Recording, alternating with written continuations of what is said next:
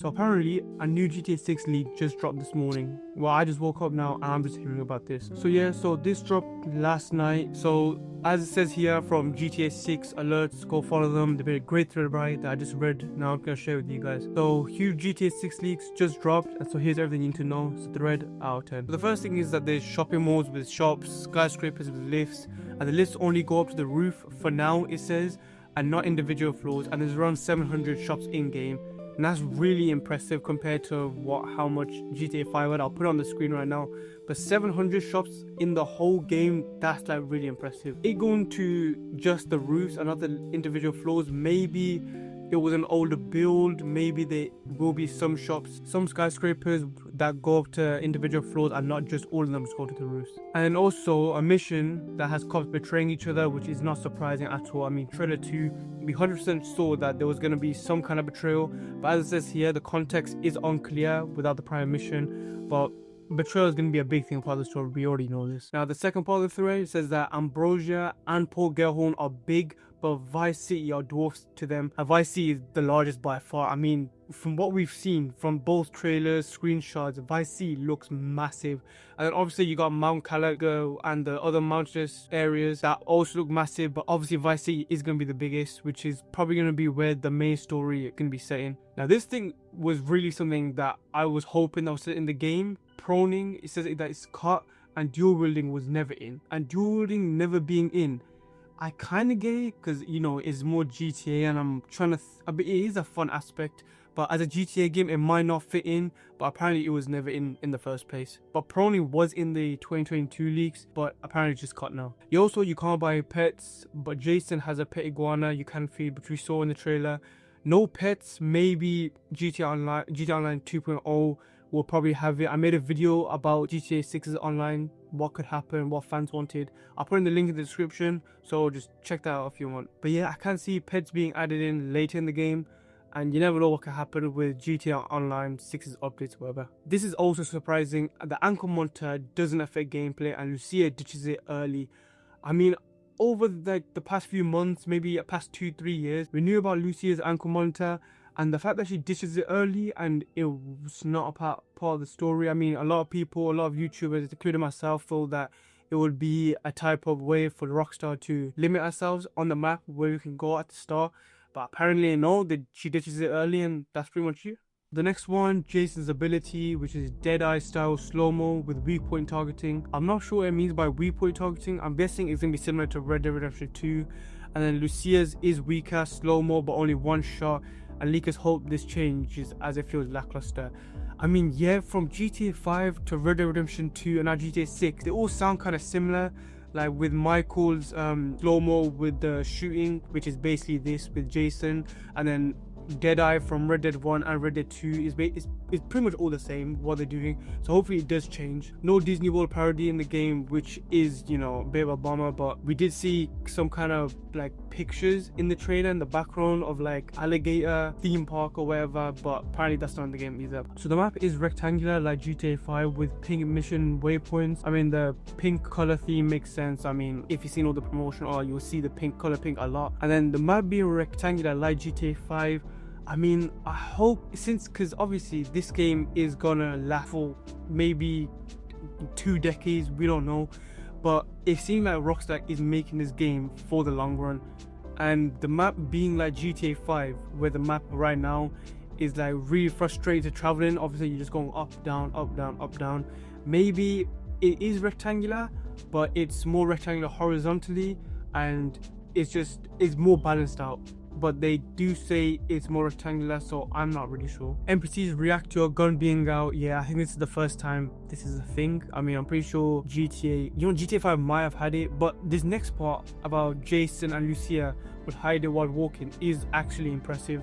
I mean, that is interesting that they will adapt to the crowds. Maybe like if there's like one person compared to a 10-person crowd. Maybe they won't hide it as much when they walk in, but yeah, that's really cool. So the next one, character switching is upgraded. A third option lets you control Jason and Lucia together. Your inactive character joins the chill. So play solo missions for each or team up for joint ones, start co-op missions with both, and enjoy golf together. Classic GTA fun. I mean, that's actually interesting. It's a new type of character switching, which I'm glad they did. It's not the standard switch between the 3 characters, but yeah, that's pretty cool. And your inactive character joins the chill. I mean, I'm guessing it's going to be pretty much like how you would hang out with, let's say you're as Michael in GTA 5 and then you could call Trevor to hang out. It will be similar like that maybe. And then maybe you can order them around, like you're walking around and then you're thinking about, you know, just robbing a store.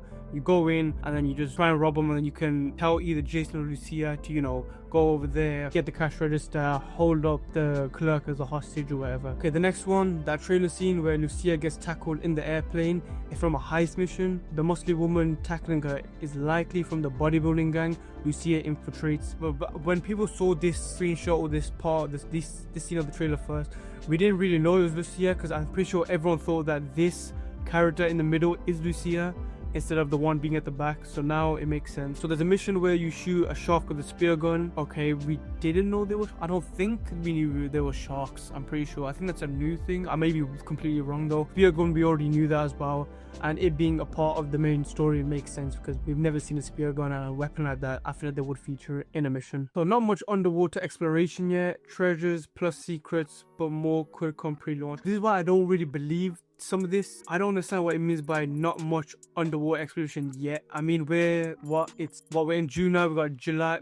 We're basically about 11 months away, and I'm pretty sure that the only reason they wanted an extension was to polish, and I'm pretty sure the main game would have been done by now. So I'm not really believing this part about the underwater exploration yet, but more could come pre-launch. I mean, yeah, you never know, maybe it's a day 1 patch, I don't know. So the next part, a trailer shot of Jason leaving a shot with beer. It's 100% gameplay. If you didn't know, I do have Twitter. I'll put it in the description. Go follow me there. I do threads and just other stuff, reaction and stuff like that. Yeah, I mentioned about this scene in general, and I was thinking that if we could just pick up anything in the game, like similar to GTA 4, but with GTA 4 it was like more like bricks, boxes, where you can just throw around everything. I mean, if you could pick up a beer can like that and it's that animated, it's very impressive, I won't lie. Okay, so meet Donnie, Jason's friend and a freak per leaks, works for Brian alongside Jason. I don't think I've seen this character before. We haven't seen this character yet before, but this is the first time I'm hearing about her. But yeah, she works for Brian alongside Jason. Maybe you'll do some missions for her at the start and you're doing work for Brian. Okay, so this is the interesting one. Lucia's kid appears briefly at the start, but in chapter 1 to 3. So it looks like they are separating it in chapters again, like Red Dead Redemption 2, which is a good decision because of how well it worked for that story. They're missing in action, MIA. Either not played enough or the kid's role is small, but that's to be shown even more. I feel like the kid's role is probably small. I don't think it's gonna be like how Jack was in Red Dead Redemption, since that was such a big part of the story with Arthur and John Marston. But I don't think it's really anything big. I think it's gonna be like maybe 1 or 2 missions where they mention it in that chapter from 1 to 3. Maybe it is a big part, but they just don't really show it, and there's no one to play them because they're too young, which makes sense. Like, who wants to be shooting around kids in GTA? I mean, some people do, don't get me wrong. Yeah, it's not really it. The trailer scenes are from chapter 1 to 3 only. Bike to truck jump is from chapter 3. Now, it's interesting because we don't know how many chapters there are. I think there were 6 chapters in Red Dead Redemption 2, including the epilogue. Yeah, I was wrong. There's 6 main chapters and then 2 extra for the epilogue, so 8 in total. I mean, I'm guessing they would want to go for a longer one, maybe 10 chapters, and an epilogue maybe not. But this obviously shows that how much is left to see. I mean, both trailer 1 and 2 were only from chapter 1 to 3. The bike to truck jump is from chapter 3, so there's so much more to see. Like, they showed so much in those 2 trailers, and they're only from chapter 1 to 3. And then lastly, we have the weapon wheel got changed for the 3rd time recently. Again, this is something I don't believe. I mean, the weapon wheel being changed this late into development when it's just about polish. Obviously, I'm not no game developer, but I don't think they would change it this late. I feel like they would have had the concept, the idea, and the execution done already, and they would have stuck with it for the whole thing. But maybe we'll find out why they changed it, and if they changed it way later in launch when we hear about it when it was in development. And then lastly,